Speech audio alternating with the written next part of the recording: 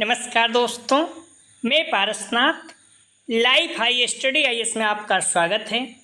दोस्तों, हम लोग इस वीडियो में देखेंगे कि यूपी प्राइमरी शिक्षक भर्ती के लिए न्यूनतम और अधिकतम आयु सीमा क्या है, सामान्य जात के लिए आयु सीमा क्या है, एससी, एसटी, ओबीसी, दिव्यांग, शिक्षा मित्र और भूतपूर्व सैनिकों के लिए कितने वर्ष की छूट है तथा न्यूनतम और अधिकतम आयु सीमा क्या है। साथ ही हम लोग देखेंगे कि यूपी प्राइमरी शिक्षक भर्ती के लिए यूपी के अभ्यर्थी ही फॉर्म भर सकते हैं या अन्य राज्यों के अभ्यर्थी भी फॉर्म भर सकते हैं। इस विषय पे हम लोग बात करें, लेकिन उससे पहले प्लीज़ आप लोग वीडियो को ज़्यादा से ज़्यादा शेयर कीजिए जिससे सभी लोगों को लाभ हो सके। यदि आप लोग चैनल को सब्सक्राइब नहीं किए हैं, प्लीज़ चैनल को सब्सक्राइब कीजिए तथा वीडियो को लाइक और शेयर जरूर कीजिए, इससे मोटिवेशन मिलता है। आइए देखते हैं। आयु सीमा, एज लिमिट 1 जुलाई 2000। ध्यान रखना, जब भी एज का आपका कैलकुलेशन होता है तो 1 जुलाई को अधिकतर होता है, चाहे यूपी प्राइमरी शिक्षक भर्ती की बात हो या बीटीसी। आप देखेंगे तो अक्सर 1 जुलाई से ही एज का कैलकुलेशन होता है। तो 1 जुलाई को 21 से 40 वर्ष की उम्र होनी चाहिए। ध्यान रखना, 1 जुलाई को 21 से 40 वर्ष के बीच समानता आयु होनी चाहिए। ये नॉर्मली है, ठीक है, ये किसी के लिए ऐसा नहीं है, ये नॉर्मली है, ठीक है, सभी कैटेगरी के लिए अलग अलग है। तो 1 जुलाई को 21 से 40 वर्ष के बीच उम्र होनी चाहिए, कम से कम 21 साल और अधिक से अधिक 40 साल। 21 साल से कम नहीं, 40 साल से अधिक नहीं। अब हम लोग देखते हैं सभी के लिए क्या एज लिमिट है। तो सामान्य जात के लिए ध्यान रखना 21 से 40 वर्ष है, ठीक है। तो जनरल कैटेगरी के लिए 21 से 40 वर्ष, अर्थात कम से कम 21 साल एज आप पूरी कर चुके हों और अधिक से अधिक 40 साल। 40 साल से अधिक नहीं होनी चाहिए, 21 साल से कम नहीं होनी चाहिए। ये सामान्य जात के लिए, ठीक है। एससी, एसटी, ओबीसी इनके लिए 21 से 45 वर्ष, क्योंकि 5 वर्ष की छूट है। ध्यान रखना, 5 वर्ष की छूट है तो 21 साल कम से कम, 40 में 5 वर्ष की छूट है, जोड़ देंगे तो 45 साल हो गया। अर्थात एससी, एसटी, ओबीसी के लिए कम से कम 21 साल एज हो और अधिक से अधिक 45 वर्ष है, ठीक है। क्लियर हो गया। एससी, एसटी, ओबीसी के लिए एज कम से कम कितना साल है, 21 साल और अधिकतम 45 वर्ष, 5 वर्ष की छूट है। और अगला जो है, ध्यान रखना आप लोग, दिव्यांग के लिए है। दिव्यांग के लिए 21 से 55 वर्ष है, क्योंकि 15 वर्ष की छूट है। ध्यान रखना, दिव्यांगों के लिए 15 वर्ष की छूट है। 21 साल कम से कम, 40 में 15 जोड़ देंगे कितना हो जाएगा, 55 वर्ष। तो दिव्यांग के लिए ध्यान रखना, दिव्यांगों के लिए कम से कम 21 वर्ष और अधिकतम 55 वर्ष। लेकिन इसमें एक चीज़ ध्यान रखना, नियुक्ति की तिथि को अभ्यर्थी की आयु 55 वर्ष से अधिक नहीं होनी चाहिए। दिव्यांग के लिए बात कर रहा है। जैसे अगर आप फॉर्म भर रहे हैं, आप उसमें आप 55 वर्ष हैं या 10 दिन कम है, ठीक है, 55 वर्ष पूरा होने में। लेकिन जब आप नियुक्ति होगी तो हो सकता है 3-4 महीने लग जाए, 1 साल लग जाए, 55 वर्ष से अधिक हो जाएगा, तो फिर आपकी नियुक्ति नहीं होगी, अर्थात आप अमान्य होंगे, ठीक है, अमान्य घोषित हो जाएंगे। तो इसका कहने का मतलब यही है कि जो दिव्यांग हैं 15 वर्ष की छूट है, अर्थात 21 साल उनकी एज कम से कम, 55 साल अधिकतम होनी चाहिए। लेकिन जब नियुक्ति अगर हो रही है तो उस समय आपकी एज 55 वर्ष से अधिक नहीं होनी चाहिए। जैसे अगर आज आप ज्वाइनिंग कर रहे हैं, आपको नियुक्ति पत्र दिया जा रहा है, 55 साल से कम ही एज होनी चाहिए, चाहे 1 दिन ही सही, ठीक है। तो क्लियर हो गए हैं। तो अभ्यर्थी जो हैं दिव्यांग, इनके लिए 21 साल कम से कम, 55 वर्ष अधिकतम है, ठीक है। इस पॉइंट को ध्यान रखना। और जो अगला पॉइंट है, ये शिक्षा मित्र के लिए है। शिक्षा मित्र के मामले में अधिकतम है आयु सीमा 60 वर्ष है, 60 वर्ष से अधिक नहीं होनी। शिक्षा मित्र अगर 60 वर्ष से अधिक है तो फॉर्म नहीं भर पाएंगे प्राइमरी शिक्षक भर्ती की, ठीक है। अगर 60 वर्ष से कम है तो फॉर्म भर सकते हैं। इनका मिनिमम इसलिए नहीं दिया गया, 21 साल ही है, क्योंकि शिक्षक भर्ती हो नहीं रही है तो सब 21 साल से ज़्यादा ही हैं, तो इसीलिए इनको ध्यान रखना, अधिकतम बोल दिया गया बस कि 60 साल से अधिक नहीं, क्योंकि 62 साल पर रिटायरमेंट है, ठीक है। तो शिक्षा मित्र के लिए अधिकतम आयु 60 वर्ष होती है। न्यूनतम भर्ती हो नहीं रही है तो इसलिए न्यूनतम 21 साल दिया नहीं गया है, ठीक है। तो शिक्षा मित्र के मामले में अधिकतम आयु सीमा क्या है, 60 वर्ष से अधिक नहीं होनी चाहिए। जो सबसे ज़्यादा इंपॉर्टेंट है भूतपूर्व सैनिकों के लिए, आप लोग देख लीजिए, इसमें सबसे ज़्यादा बच्चे परेशान होते हैं, तो इसको हम लोग बहुत डिटेल से देखेंगे, ठीक है, तो आप लोग अच्छे से देखिए, समझ में आ जाएगा। भूतपूर्व सैनिकों के लिए क्या है, 21 से 43 वर्ष। क्यों? क्योंकि 3 साल की इनको छूट है। मैंने क्या कहा पहले ही कि जो आपका नॉर्मली एज है वो कम से कम 21 साल और अधिकतम जो है 40 साल है, लेकिन भूतपूर्व सैनिकों को 3 वर्ष की छूट मिलती है, तो 21 से 43 वर्ष हो गया। मतलब कम से कम इनकी एज 21 साल होनी चाहिए, अधिकतम 43 साल से अधिक नहीं होनी चाहिए। ठीक है, 21 साल, 40 में 3, 21 से 43 वर्ष। ठीक है, तो भूतपूर्व जो सैनिक है इनके लिए आप लोग ध्यान रखना, इनमें जो कुछ चीज़ें हैं विशेष ट्रिकी, उसको देख लीजिए। इनकी कुल आयु का जो जॉब किए हुए हैं वो आयु घटा दिए जाए। तो जो कुल आयु है, जॉब की आयु घटाने के बाद 43 साल से अधिक नहीं होनी चाहिए। 43 साल से अधिक है, फॉर्म नहीं भर पाएंगे। क्लियर है? तो भूतपूर्व सैनिकों के जो नियम है इसको आप ध्यान रखना कि आप उनकी जो कुल एज है, वास्तविक एज है, उसमें जो जॉब किए हुए हैं जितने साल घटा दीजिए, वो 43 से अधिक नहीं होना चाहिए। जैसे आप मान लीजिए उनकी वास्तविक आयु 60 वर्ष है भूतपूर्व सैनिक की, उन्होंने 20 वर्ष की जॉब किया, तो कितने साल हो गया? 40 साल। 40 साल 43 से कम है, तो ये फॉर्म भर सकते हैं, मतलब प्राइमरी शिक्षक भर्ती में बैठ सकते हैं। ठीक है, फॉर्म भर सकते हैं। ठीक है, क्योंकि 43 वर्ष से अधिक नहीं है। लेकिन यही चीज़ अगर आप ध्यान रखना, ये 43 वर्ष से अधिक हो जाए, जैसे मान लीजिए 60 साल के हैं, 10 साल ही जॉब किए हैं, तो कितना हो गया? 50 साल। 50 साल 43 साल से अधिक है। ठीक है, तो ये फिर फॉर्म नहीं भर पाएंगे। कहने का मतलब यही है, जो वास्तविक आयु है भूतपूर्व सैनिक की, उसमें जो जॉब जितने साल किए हुए हैं उस जॉब को घटा दिया जाए। अब वो घटाने के बाद 43 साल से अधिक नहीं होनी चाहिए। और यहीं पर देखिए एक पॉइंट और कह दिया गया है, लेकिन 43 साल से अधिक ना हो, लेकिन अभ्यर्थी की वास्तविक आयु 62 साल से भी अधिक नहीं होनी चाहिए। मान लीजिए 43 साल से अधिक नहीं है, लेकिन 62 साल से अधिक है, तब भी फॉर्म नहीं भर पाएंगे, क्योंकि 62 साल में रिटायर्ड हो जाते हैं, इसीलिए ऐसा बोला गया है। मान लीजिए किसी भूतपूर्व सैनिक की 65 साल एज है। ठीक है, अब वो 25 साल जॉब किया है, 25 साल घटा देंगे, कितनी साल हो जाएगा? 40 साल बच रहा है। 40 साल तो 43 साल से कम है, फॉर्म भरना चाहिए, लेकिन नहीं भर पाएंगे, क्योंकि यहाँ एक नियम और आ जाता है कि आपकी एज 62 साल से अधिक नहीं होना चाहिए। ठीक है, जो भूतपूर्व सैनिक है उसकी एज 62 साल से अधिक नहीं होना चाहिए। 62 साल से अधिक है तो जो जॉब पीरियड है घटाने के बाद अगर 43 साल से कम आ रहा है, फिर भी फॉर्म नहीं भर पाएंगे। तो ये 62 साल या 62 साल से कम है तो उनके लिए लागू है। अगर आप 62 साल से अधिक हैं तो फॉर्म भर ही नहीं पाएंगे, सारी चीज़ें खत्म हो जाता है यहीं से। ठीक है, ये सबसे स्ट्रॉन्ग पॉइंट है वो यही है कि भूतपूर्व सैनिक फॉर्म भरने का विचार तभी कर सकते हैं जो 62 साल से कम हो। ये सारे नियम तब लागू होते हैं जो 62 साल से कम है। अगर 62 ईयर से अधिक उनकी एज हो गई है तो ये सारी चीज़ें जरूरत ही नहीं, मतलब आप फॉर्म ही नहीं भर पाएंगे। ये सारी चीज़ें तब आती हैं जब आप 62 साल से कम हैं। ठीक है, तो कुल एज में जॉब और घटाई जाती है, लेकिन 62 साल से अधिक हैं तो आपको ये चीज़ें कैलकुलेट ही नहीं, मतलब फॉर्म ही नहीं भर पाएंगे। तो पहला चीज़ है, आप 62 साल से एज कम होनी चाहिए भूतपूर्व सैनिकों के। उसके बाद जो कुल एज है, जैसे मान लीजिए 60 साल है, जो आप 20 साल किए हैं तो 40 साल आएगा, फॉर्म भर सकते हैं। इसे एग्जाम्पल के माध्यम से हम लोग देखते हैं। ठीक है, माना कि कुल आयु 60 साल है और जॉब आयु 20 साल है। ठीक है, भूतपूर्व कोई सैनिक हैं, उनका वास्तविक आयु जो है वो 60 साल के हो गए हैं, लेकिन 20 साल वो जॉब किए थे। तो 60 साल में 20 साल घटाएंगे, कितना हो जाएगा? 40 साल। 43 साल से कम है, फॉर्म भर सकते हैं, कोई दिक्कत नहीं है। ठीक है, और ध्यान रखना, इससे मान लीजिए 63 वर्ष के हैं, कोई व्यक्ति 63 साल का है, जॉब वो 22 साल किया है, तो 63 में 22 गया, कितना हो गया? 41 साल। 43 साल से कम है, फॉर्म भर लेना चाहिए, फिर भी फॉर्म नहीं भर पाएंगे। क्यों?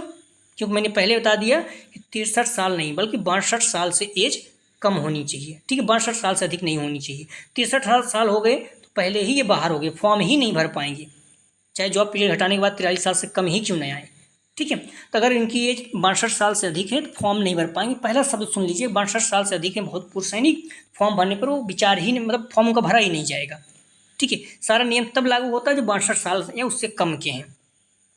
तो इनका 41 वर्ष आ रहा है, 43 साल से कम है, लेकिन फिर फॉर्म नहीं भर पाएंगे। उसका एक मात्र रीजन पहले ही कहा गया है कि अभ्यर्थी को वास्तविक आयु 62 वर्ष से अधिक नहीं होनी चाहिए। क्लियर है आप? तो इस चीज़ को ध्यान रखना आप लोग कि आप फॉर्म तभी भर पाएंगे भूतपूर्व सैनिक जब वो 62 साल से उनकी एज कम हो। ठीक है, तो ये सारी चीज़ें ध्यान रखें। मान लीजिए 63 साल के हैं, मान लीजिए 63 साल के हैं, 63 साल में अगर 23 साल जॉब किए हैं तो कितना हो जाएगा, 40 साल। 40 साल 43 साल से कम है, फॉर्म भरना चाहिए, फिर भी नहीं भर पाएंगे क्योंकि 62 साल से अधिक उनकी एज नहीं होनी चाहिए। तो ये चीज़ें क्लियर हो गया। तो उम्मीद करते हैं कि आप लोग समझ गए होंगे। पहला सबसे इंपॉर्टेंट है, एक बार रिवीजन कर देते हैं हम। एज लिमिट क्या है, 1 जुलाई से कैलकुलेट होगी, चाहे आज 24 में करें या 25 में या 50 में, जब भी करेंगे तो 1 जुलाई से आप मानी जाएगी। 1 जुलाई को 21 साल से कम एज नहीं होनी चाहिए, 40 साल से अधिक नहीं होनी चाहिए। जनरल के लिए 21 से 40 साल, मतलब 21 साल से कम नहीं, 40 साल से ऊपर नहीं। ठीक है, SC ST OBC के लिए 21 साल से कम नहीं, 45 साल से अधिक नहीं, क्योंकि 5 साल का छूट मिलती है। ठीक है, दिव्यांग के लिए 21 से 55 वर्ष का, 21 साल से कम नहीं होनी चाहिए, 55 वर्ष से अधिक नहीं। 15 साल को दिव्यांग को छूट मिलता है, लेकिन ये 55 साल से ज्वाइनिंग के समय जब उनकी अभ्यर्थी की नियुक्ति हो रही है उस समय 55 वर्ष से अधिक नहीं होना चाहिए। अगर इससे ज़्यादा है तो चाहे पहले मतलब 55 साल से कम ही रहे हों, फिर उनको हटा दिया जाएगा। ठीक है, शिक्षा मित्र के लिए 60 साल से नहीं अधिक नहीं हो, मतलब उम्र सीमा 60 साल तक है, इससे अधिक है तो फॉर्म नहीं भर पाएंगे। ठीक है, 61 साल है तो नहीं भर पाएंगे, या 60 साल कुछ महीने हैं तब भी फॉर्म नहीं भर पाएंगे। भूतपूर्व सैनिकों के लिए 21 से 43 साल, क्योंकि 21 साल न्यूनतम है, 40 साल अधिकतम है, लेकिन 3 साल को छूट मिलती है तो 21 से 40 साल।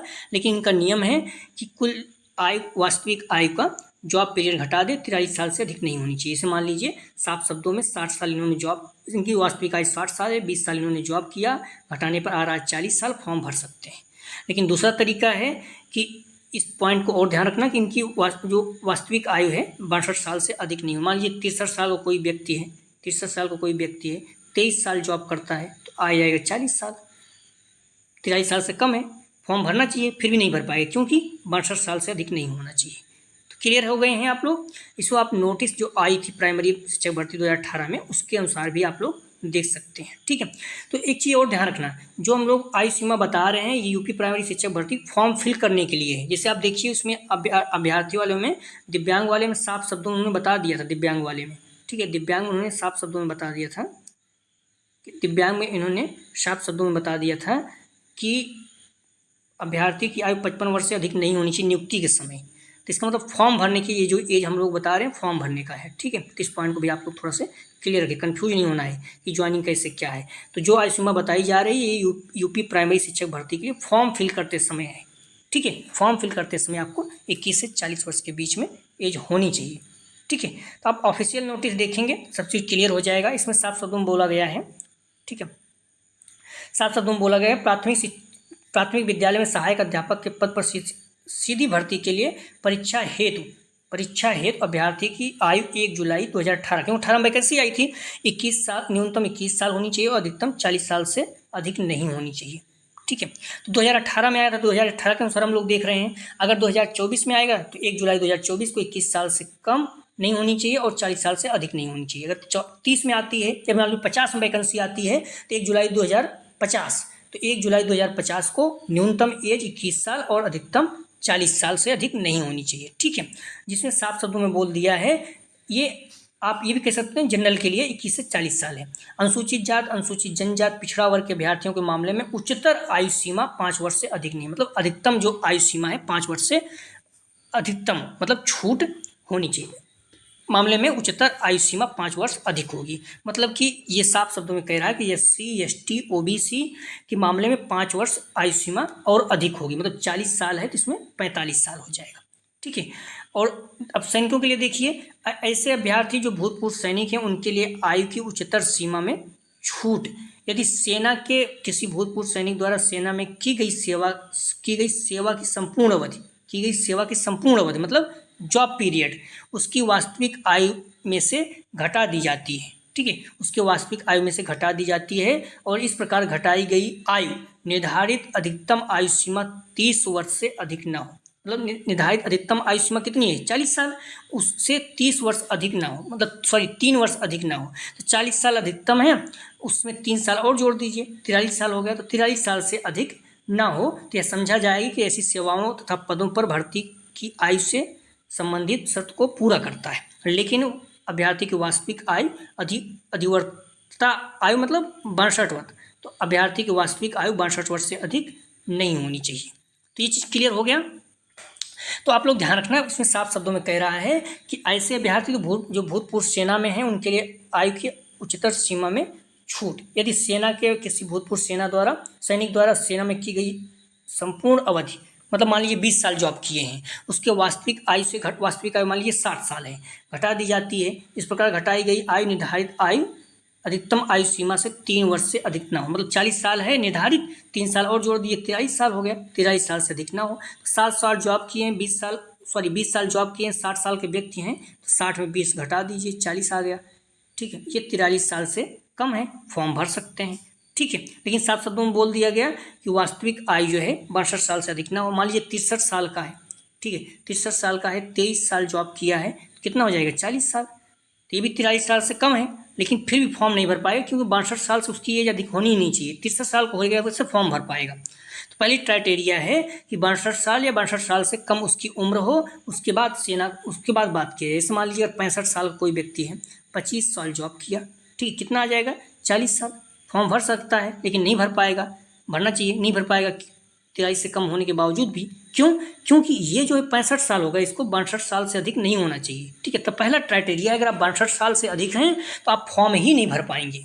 एक शब्द में क्लियर कर लीजिए, अगर आप 62 साल से कम हैं तभी ये सारे नियम लागू होते हैं। ठीक है, तो अगर आप मान लीजिए 50 साल के हैं, आपने 20 साल जॉब किया, तो 30 साल आपका एज हो गई मानी जाएगी। ठीक है, तो 43 से कम है तो आप फॉर्म भर सकते हैं।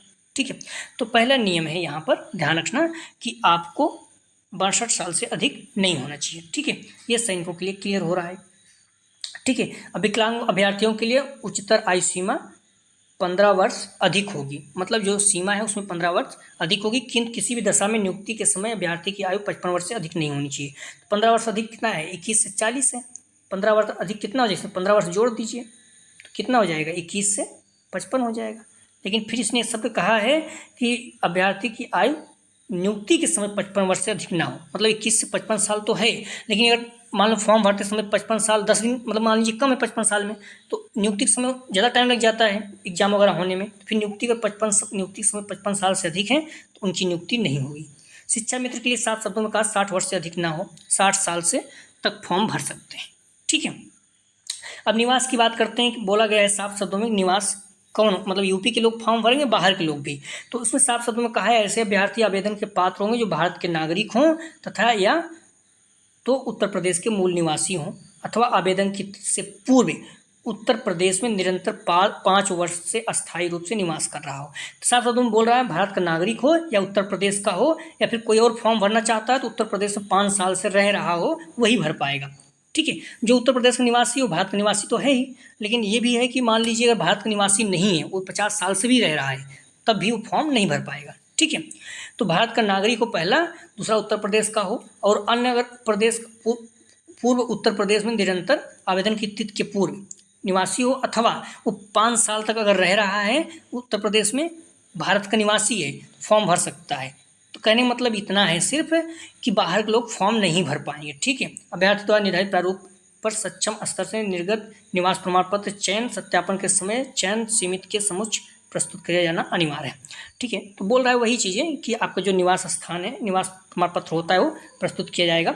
साफ शब्दों में कहा जाए तो भारत का नागरिक हो, यूपी का नागरिक हो, मतलब यूपी का मूल निवासी है तो भारत का नागरिक रहेगा, लेकिन मान लो कोई बाहर से आ गया है, यूपी में रह रहा है 5 साल से अधिक, फिर भी फॉर्म नहीं भर पाएगा अगर भारत नागरिक नहीं है तो पहला चीज़ उत्तर प्रदेश का मूल निवासी हो, भारत का नागरिक हो, दोनों क्लियर हो गया। और अगर अन्य राज्य का कोई अगर भरना चाह रहा तो 5 साल कम से कम यूपी में रहा हो, तो कहने मतलब इस शब्द में कह दिया जाए तो बाहर के राज्यों को फॉर्म नहीं भर पाएंगे। तो क्लियर हो गया है, तो ध्यान रखना आप लोग, ये सारी चीज़ें हैं। यदि आपको कोई भी जानकारी चाहिए तो आप कमेंट सेक्शन में बता सकते हैं। शिक्षा से संबंधित किसी भी प्रकार का कम्बिनेशन, किसी भी सब्जेक्ट से किसी भी तरह का प्रॉब्लम होती है तो आप लोग फॉर्म भर रहे हैं या फिर कोई समस्या आ रही है तो आप लोग बता सकते हैं। ठीक है, तो प्लीज़ वीडियो को लाइक कीजिए, शेयर कीजिए ज़्यादा से ज़्यादा, जिससे सभी लोगों को लाभ हो सके, सभी लोगों को जानकारी पर। कई बच्चे हैं वो पूछते रहते हैं, पता नहीं रहता है। ठीक है, तो अगर आप लोग ध्यान रखना, जुड़े रहिए, हम लोग इसका जो भी सिलेबस है उसका पूरा बीटीसी का कवर करेंगे। ठीक है, बीटीसी का भी कवर करेंगे, और जो भी रहेगा सुपर ट्रैकर एग्जाम आता है प्राइमरी का, तो सारी चीज़ें कवर करेंगे। बीएड का हम लोग कवर कर रहे हैं, तो आप लोग प्लीज़ वीडियो को लाइक और शेयर कीजिए, अपने चैनल से जुड़े रहिए, निश्चित रूप से आपको बहुत ज़्यादा लाभ होगा। ठीक है, बाकी कोई भी जानकारी XYZ कोई भी जानकारी चाहिए आप कमेंट सेक्शन में पूछ सकते हैं। ठीक। ठीक है। डिस्क्रिप्शन और कमेंट सेक्शन दोनों जगह पर टेलीग्राम व्हाट्सएप ग्रुप का लिंक दिया गया है, आप ज्वाइन कर लीजिए जिससे आपको लाभ हो सके। तो प्लीज़ वीडियो को लाइक और शेयर कीजिए। वीडियो देखने के लिए धन्यवाद दोस्तों।